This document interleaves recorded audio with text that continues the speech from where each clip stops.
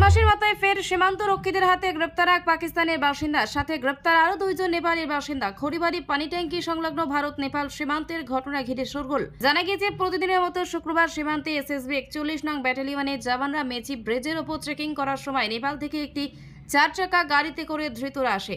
জিজ্ঞাসাবাদে অসঙ্গতি মেলায় 3 জনকে আটক করা হয়। ধৃতরা হলো সাইফুল্লাহ, বয়স 46, পাকিস্তানের মর্দান জেলার বাসিন্দা, ও মন বাহাদুর মগর, বয়স 51, ও মেঘা বাহাদুর থাপা, বয়স 40। দুজনেই নেপালের বাসিন্দা। পরে আটক 3 জনকে খড়িবাড়ি পুলিশের হাতে তুলে দেয় এসএসবি। পুলিশ সূত্রে জানা গেছে, পাকিস্তানের সাইফুল্লাহ দুবাইতে একটি নিরাপত্তা সংস্থা রয়েছে এবং নেপালি নাগরিকেরা হিমালয়ান গোর্খা বা HR নামে একটি জনশক্তি কোম্পানি চালায়। পাকিস্তানি সঙ্গে যৌথভাবে কাজ করে।